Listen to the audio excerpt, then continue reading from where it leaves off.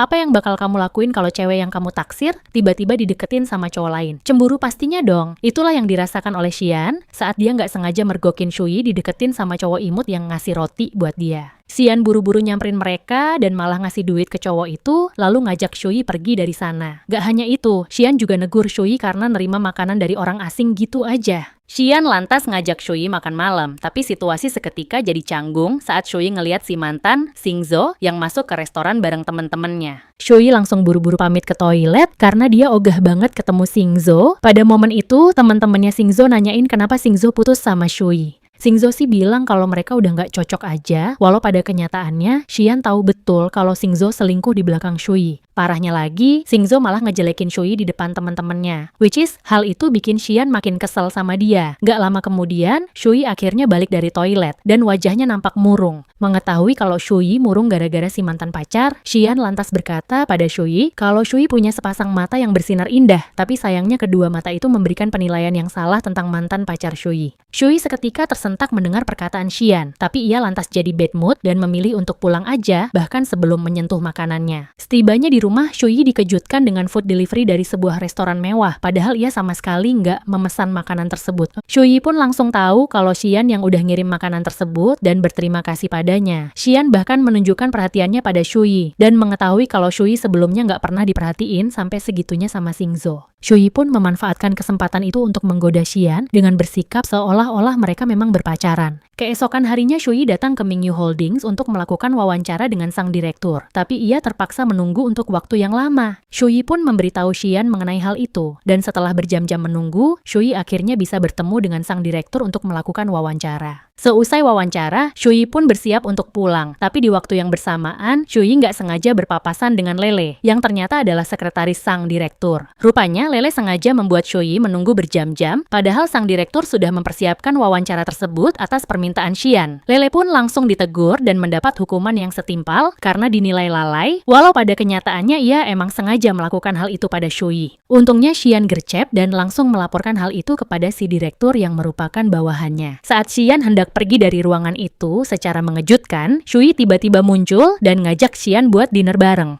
Saat mereka berjalan kaki menuju ke restoran, Shui nyaris tertabrak mobil saat hendak menyeberang jalan. Untungnya, Xian bergegas menolongnya, sehingga Shui nggak terluka sedikit pun. Namun, momen kedekatan itu sepertinya begitu berkesan bagi Xian, karena ia terus membayangkan Shui dalam dekapannya. Tapi di tengah makan malam romantis itu, Xian tiba-tiba mendapat panggilan telepon dari ponakannya yang terdengar panik karena ia harus berurusan dengan polisi. Shui menyarankan agar Xian menemui ponakannya yang lagi kesandung masalah, walau nggak dipungkiri, ia ngerasa sedih juga karena Xian harus pergi ninggalin dia. Shui bilang kalau dia udah terbiasa menunggu lama, jadi dia nyuruh Xian buat pergi aja dan bakal nungguin dia di sana. Namun, Xian kayaknya ogah ninggalin Shui sendirian. Lagian Xian punya banyak anak buah yang bisa dia suruh buat ngurusin ponakannya, jadi Xian gak mau repot-repot datang ke sana hanya karena hal sepele. Shui nampak senang karena Xian memilih untuk tetap tinggal bersamanya, alih-alih menemui sang keponakan yang sedang terlibat dalam masalah. Keesokan harinya, Shi Yue memberitahu Shui kalau semalam dia terlibat kecelakaan lalu lintas, sehingga dia terlambat masuk kerja. Shi Yue sih nggak kenapa-napa, tapi ia diminta memberikan kesaksian di kantor polisi hingga pukul 2 pagi. Saat Shi Yue hendak curhat lebih jauh, Shui tiba-tiba mendapat pesan dari Xian yang mengabarkan kalau dia harus melakukan perjalanan bisnis ke Amerika selama beberapa hari. Beberapa hari kemudian, Shui berniat menghabiskan waktu liburnya bersama sahabatnya, Sansan, yang baru aja tiba dari luar kota. Saat mereka hendak pulang, secara mengejutkan, Xian sudah menunggu Shui di luar, sehingga Shui langsung berlari menghampirinya. Xian kayaknya udah kangen banget, sampai-sampai dia langsung datang menemui Shui, walau ia sama sekali nggak nyangka kalau temennya Shui lagi datang berkunjung ke rumahnya. Nggak hanya itu, Xian juga membawakan oleh-oleh istimewa untuk Shui, seraya bilang kalau dia sangat merindukan Shui. Namun, Xian nggak ingin mengganggu waktu Shui bersama sahabatnya, sehingga dia memilih untuk pulang. Shui kemudian menghabiskan malam tahun baru bersama Sansan yang menyarankan agar Shui bersikap sedikit jual mahal pada Xian. Sansan nyaranin kayak gitu karena Xian terlalu misterius. Sampai-sampai Shui nggak tahu gimana perasaan Xian sama dia. Meski Xian selalu membalas pesannya, tapi Shui juga penasaran dan memilih mengikuti saran dari Sansan. Shui pun membalas pesan Xian dengan nada misterius, tapi Xian malah menanggapinya dengan biasa aja. Xian kayaknya udah tahu kalau Shui cuma lagi pura-pura bersikap misterius, dan hal itu malah bikin Xian makin penasaran sama Shui. Xian yang tadinya baru aja selesai mandi, malah berakhir dengan kembali ke kamar mandi, dan harus mandi lagi, gara-gara terus kepikiran Shui. Keesokan harinya, Xian nampak lagi hangout bareng Guanji yang merupakan anak dari Mr. Guan. Di waktu yang bersamaan, Shui datang ke peternakan Mr. Guan bersama Sansan atas undangan dari Mr. Guan beberapa waktu yang lalu. Guanji jelas aja kaget karena tiba-tiba ada cewek cantik yang datang ke rumahnya. Dia pun langsung nyamperin Shui, tapi di waktu yang bersamaan, Xian juga bangkit dari tempat duduknya dan berniat menghampiri Shui. Guanji langsung aja PDKT sama Shui yang lagi memeriksa kudanya. Tapi Xian gak tinggal diem gitu aja dan langsung menanyakan tujuan Shui datang ke sana. Alih-alih menjawab pertanyaan Xian, Shui malah dengan tegas mengatakan kalau Xian gak berhak menanyakan tentang tujuannya karena peternakan itu bukanlah miliknya. Apalagi Mr. Guan sendiri yang telah mengundangnya. Namun, tatapan Xian terasa begitu intens, membuat Shui terpaksa berlindung di belakang Guanji. Mengira kalau Xian dan Shui nggak akur, Guanji pun berusaha mencairkan suasana dengan bilang kalau temannya Xian adalah temannya juga. Nah, tapi Xian malah bilang kalau mereka bukanlah teman dekat. Yang mana ucapan itu sebenarnya ia tujukan kepada Guanji. Tapi Shui malah salah paham dan berpikir kalau ucapan Xian ditujukan untuknya.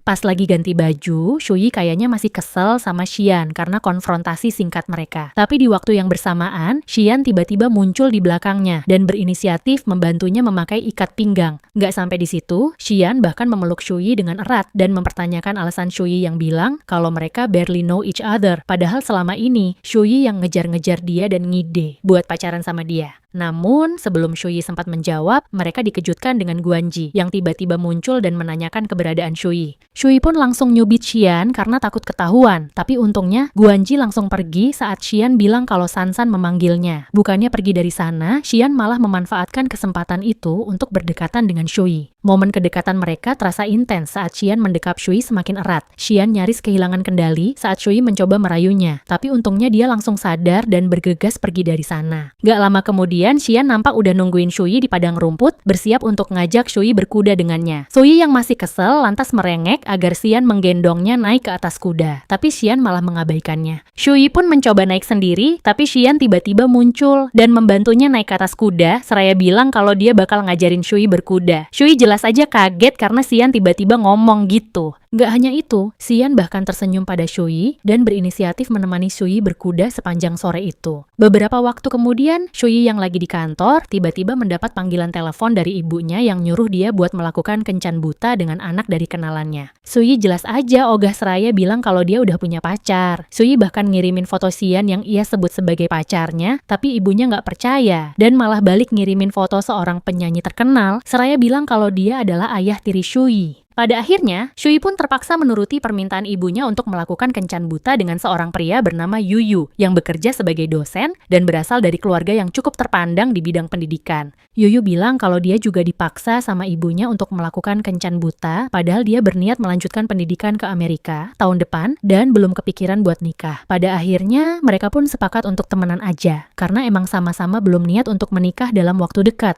Sebelum pulang, Yuyu nanya apakah Shui punya pacar, dan entah kenapa, Shui malah kepikiran sama Xian. Di waktu yang bersamaan, Shui dikejutkan dengan Xian yang udah ada di ujung jalan nungguin dia. Shui merasakan jantungnya berdegup kencang saat Xian berjalan menghampirinya. Shui ngira kalau Xian bakal marah sama dia, tapi secara mengejutkan, Xian malah meminta Shui untuk tetap berada di sisinya. Widih, Xian kayaknya udah beneran bucin banget sama Shui. Bahkan dia sering senyum-senyum sendiri pas lagi kepikiran sama Shui. Hal itu jelas aja bikin bapaknya Xian terheran-heran karena nggak biasanya Xian bersikap demikian. Pada momen itu, Xi Yue muncul dan bilang kalau Shui lagi kencan buta sama anak dari kenalan ibunya. Mendengar hal itu, Xian sontak aja ngerasa uneasy dan buru-buru nyamperin Shui. Shui berusaha mencari alasan saat Xian menyinggung tentang kencan buta, tapi Xian terus mendesaknya, sehingga Shui terpaksa melakukan kebiasaannya dengan merayu Xian. Xian kayaknya emang udah bulol banget kalau berurusan sama Shui, sampai-sampai dia pasrah gitu aja kalau Shui ternyata emang berniat buat manfaatin dia doang. Pada akhirnya, Xian memilih untuk nggak ngebahas tentang kencan buta itu lagi, dan meminta Shui untuk kerja lembur di kantornya. Shui sih seneng-seneng aja karena dia jadi punya akses buat melakukan riset untuk materi wawancaranya dengan Mingyu Holdings di masa depan.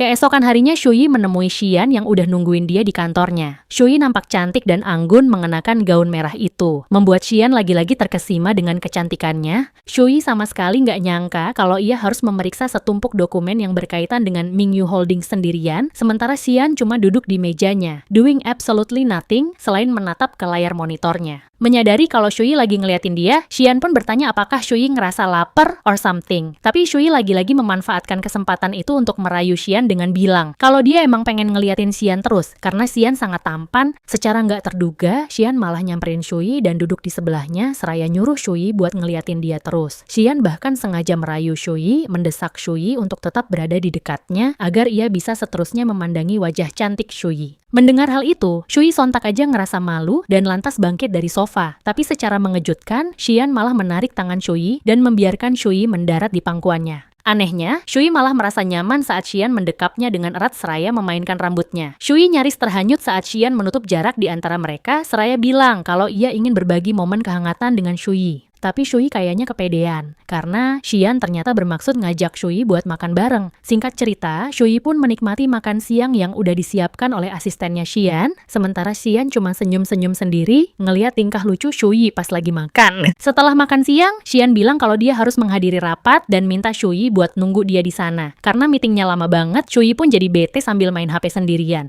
Gak lama kemudian, Xian akhirnya selesai meeting dan bergegas kembali ke kantornya. Tapi setibanya di sana, ia menemukan Shui yang udah tertidur di sofa. Xian pun mencoba membaringkan Shui dengan nyaman, tapi di waktu yang bersamaan, ia nggak sengaja menutup jarak di antara mereka, membuat bibir mereka nyaris bersentuhan satu sama lain. Kedekatan mereka nyaris membuat Xian kehilangan kendali, tapi Xian, layaknya seorang gentleman, memilih untuk menyelimuti Shui agar dia nggak kedinginan. Nggak lama kemudian, Shui akhirnya bangun dan mendapati kalau Xian udah kembali ke kantor. Xian kemudian ngajak Shui untuk ikut bersamanya menghadiri sebuah event bergengsi sebagai partnernya. Shui sih mau-mau aja, apalagi event tersebut sangat eksklusif, dan Xian bilang kalau dia bakal bayarin semua akomodasinya, asalkan Shui tetap berada di sisinya selama menghadiri event tersebut. Keesokan harinya, saat Shui sudah bersiap pergi dengan kopernya, secara nggak terduga, Xingzhou tiba-tiba muncul untuk memperingatkan Shui. Rupanya, Xingzhou mendapat informasi dari Lele kalau Shui lagi PDKT sama bosnya. Padahal bosnya seumuran ayah Shui dan udah nikah pula. Shui jelas aja kesel karena semua itu nggak bener, tapi dia ogah repot-repot ngejelasin semuanya ke Xingzhou, cowok Mokondo yang ninggalin dia demi seorang gadis yang lebih kaya. Xingzhou mengira kalau Shui cuma pengen balas dendam aja ke dia dengan macarin pria yang lebih kaya. Well, Xingzhou nggak sepenuhnya salah, tapi Shui menegaskan kalau Xingzhou bakalan nyesel karena udah ninggalin, dan sampai kapanpun mereka nggak bakal balikan lagi.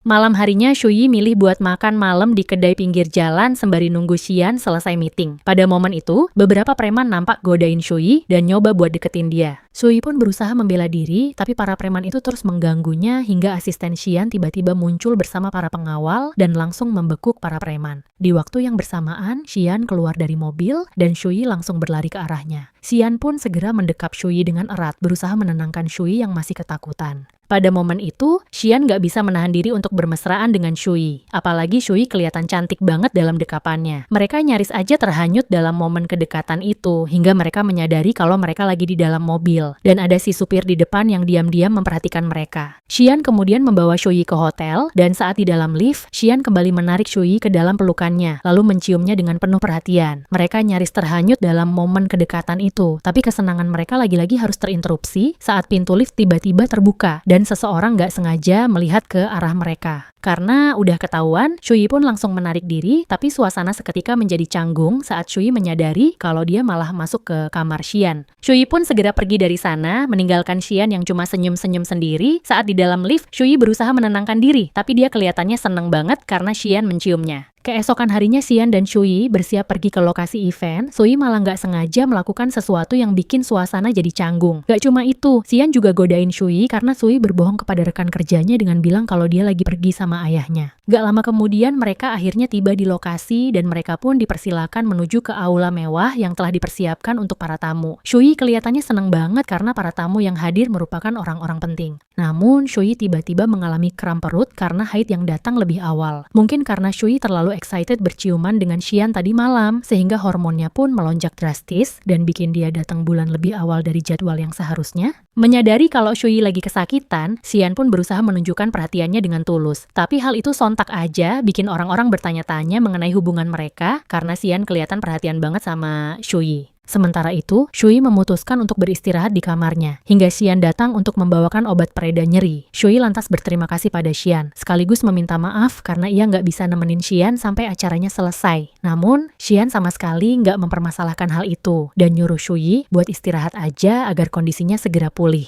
Malam harinya, setelah Shuyi merasa lebih baik, Xian pun mengajak Shuyi untuk menonton film di fasilitas teater khusus yang disediakan di hotel tersebut. Karena Xian sudah menyewa seluruh tempat itu, mereka pun bisa berduaan di sana sepuasnya tanpa merasa khawatir bakal diganggu oleh siapapun. Shuyi dan Xian nampak menikmati momen kebersamaan yang membuat hubungan mereka semakin dekat, hingga nggak lama kemudian, Shuyi akhirnya tertidur sambil bersandar pada Xian. Pada momen itu, Xian pun teringat pertemuan pertamanya dengan Shuyi, dan ia langsung jatuh cinta pada Shuyi pada pandangan pertama. Xian pun ngerasa seneng banget karena sekarang mereka saling mengenal satu sama lain, bahkan mereka juga udah deket banget layaknya sepasang kekasih, meski Xian belum mengungkapkan perasaannya pada Shuyi. Namun, Xian gak ingin terburu-buru menyatakan cinta pada Shuyi, karena ia belum yakin dengan perasaan Shuyi padanya, apalagi ia mengetahui kalau Shuyi baru aja putus sama pacarnya. Beberapa hari kemudian, Shuyi lagi di toko perhiasan saat Lele tiba-tiba datang ke toko yang sama bersama temannya. Shuyi berniat untuk langsung pergi setelah membeli perhiasan yang ia inginkan, tapi Lele sengaja menyindirnya dengan menyebut Shuyi sebagai ani-ani yang gemar berfoya-foya dengan uang dari om-om kaya. Alih-alih marah, Shuyi malah sengaja pamer di depan Shuyi, walau pada kenyataannya dia membeli barang-barang mewah dengan uang hasil jerih payahnya sendiri. Duh, emang apes banget kayaknya ketemu si pelakor, bahkan cuaca juga nggak mendukung karena tiba-tiba hujan ders. Untungnya, Xian berbaik hati menyempatkan diri buat jemput dia, sehingga Shuyi pun langsung memanfaatkan kesempatan itu dengan memeluk Xian penuh cinta. Shuyi bilang kalau dia bakal kangen banget sama Xian, karena selama libur tahun baru, dia harus mudik ke kampung halaman dan mengunjungi orang tuanya. Shuyi sebenarnya pengen menghabiskan malam tahun baru sama Xian, tapi Xian kan bukan pacarnya, dan dia ngerasa nggak pantas buat menyita waktu Xian untuk dirinya sendiri. Singkat cerita, libur tahun baru pun tiba, dan Shuyi nampak sudah tiba di rumah orang tuanya untuk merayakan tahun baru. Meski terpisahkan oleh jarak, Shuyi tetap menyempatkan diri untuk menghubungi Xian, bahkan mereka mengobrol di telepon selama berjam-jam, which is hal itu bikin orang tua Shuyi jadi penasaran tentang hubungan mereka. Pada momen itu, Shuyi pun menyadari kalau ia sudah benar-benar jatuh cinta pada Xian. Walau pada awalnya, ia hanya memanfaatkan Xian untuk membalas dendam pada Xingzhou yang udah mengkhianatinya. Shuyi benar-benar tersentuh dengan segenap perhatian dan kepedulian yang ditunjukkan oleh Xian kepadanya. Shuyi merasa sangat beruntung memiliki Xian di sisinya dan memutuskan untuk merealisasikan hubungan mereka ke jenjang yang lebih serius. Beberapa waktu kemudian, Shuyi nampak menghadiri pernikahan teman kampusnya, di mana ia malah ngebayangin kalau suatu hari nanti dia bakal nikah sama Xian. Shuyi jadi malu sendiri mikirin hal itu, tapi secara nggak terduga, dia malah dapat buket bunga yang dilemparkan oleh sang mempelai wanita, yang mana hal itu menandakan kalau siapapun yang mendapatkan buket bunga tersebut akan menikah dalam waktu dekat. Meski Xian bukanlah pacarnya, tapi Shuyi bilang kalau dia punya seseorang yang ia sukai sambil membayangkan Xian dalam benaknya. Shuyi pun langsung memberitahu Xian mengenai hal itu, dan dia kelihatan seneng banget karena Xian memuji kecantikannya. Namun, kebahagiaan Shuyi nggak bertahan lama, karena Lele tiba-tiba muncul dan mulai menghinanya di hadapan banyak orang. Lele menuduh Shuyi sebagai wanita yang tertarik dengan pria yang lebih tua, gak peduli apakah pria itu sudah beristri atau belum selama dia memiliki uang yang banyak. Alih-alih marah, Shuyi membalas perkataan Lele dengan mengungkapkan perselingkuhan Lele dengan Xingzhou. Shuyi pun segera menelepon Xian dan mengadukan semuanya, hingga ia dikejutkan dengan kemunculan Xian yang datang ke sana untuk menjemputnya. Shuyi pun langsung berlari ke arah Xian dan memeluknya dengan erat. Xian lantas bertanya siapa yang udah menghina dirinya, tapi Shuyi memutuskan untuk gak memperpanjang masalah itu karena kehadiran Xian ternyata menarik perhatian semua orang yang ada di sana. Mereka ternyata penasaran karena Xian datang dengan mobil mewah yang hanya dimiliki oleh beberapa orang aja di kota itu, yang mana hal itu secara nggak langsung menunjukkan seberapa banyak kekayaan Xian dan keluarganya.